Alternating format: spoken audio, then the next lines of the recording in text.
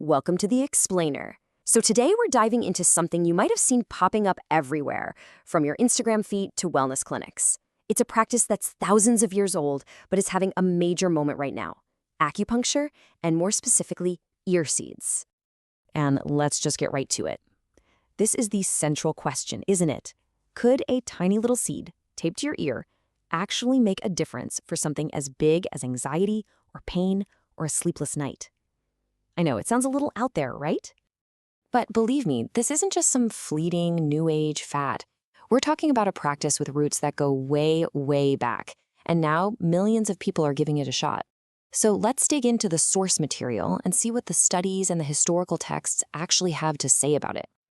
All right, first things first, before we can even really talk about ear seeds, we've got to zoom out and get the big picture. And that means we need to start with the massive world they come from: acupuncture. So what is acupuncture really? Well, according to this guide for medical students, it's pretty straightforward.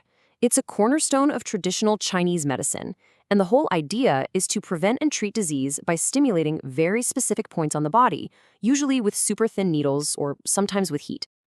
And you know, it's really important to get this. This is not some fringe therapy. We're talking thousands of years of practice. Plus, you've got heavy hitters like the World Health Organization giving it a nod for over 100 different conditions, especially things like pain management and rehab. Okay, now this is where it gets really mind-blowing. Look at the range of conditions here that medical guides suggest it for. We're not just talking about a sore back. They list everything from fibromyalgia to asthma, irritable bowel syndrome, even post-viral fatigue. The sheer scope of it is just wow. All right, so we've got the 30,000-foot view of acupuncture. Now let's zoom all the way in to one tiny but super important part of the body: the ear. Okay, so this is the absolute key idea you need to understand. It's called auriculotherapy, which is just a fancy way of saying the ear is treated like a microsystem. The idea is that your ear contains a complete, tiny map of your entire body. And how do they visualize this map? It's actually a pretty wild image. Practitioners see it as an inverted fetus. Just picture it for a second. The head is down at your earlobe, the feet are way up at the top, and your whole body is kind of curled up right there on your ear.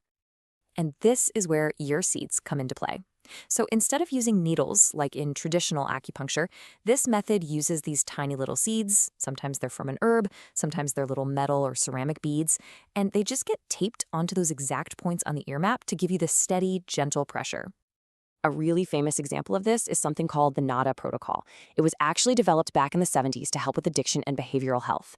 It's a set formula: 5 specific points on the ear, and each one has a specific job to do.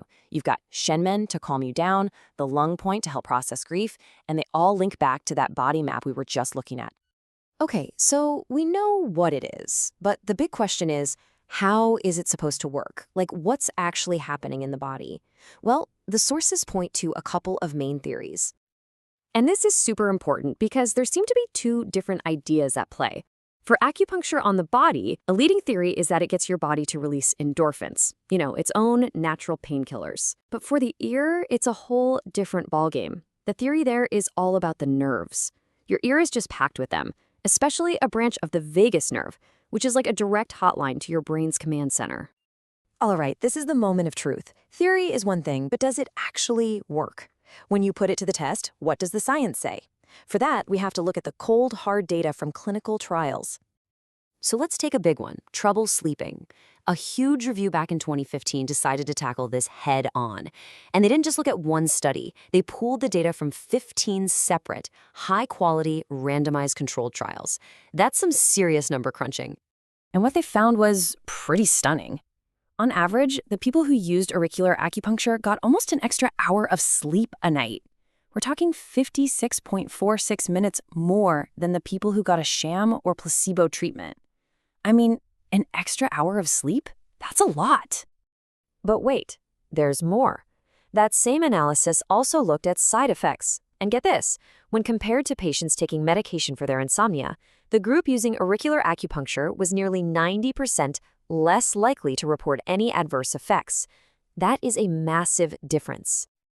And it's not just about sleep. The sources point to all kinds of other potential uses. That NADA protocol we mentioned, it's considered a best practice for helping reduce cravings and withdrawal symptoms.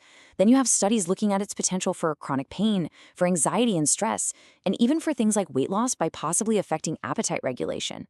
The list just goes on. Okay, but let's be real. Nothing is 100% risk-free. So we have to ask, what are the downsides? What do the sources say we need to be careful about?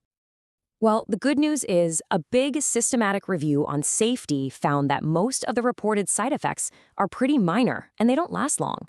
We're talking things like the skin getting a little irritated from the tape, maybe feeling a bit dizzy, or the spot just being tender. Generally, stuff that's tolerable and goes away quickly.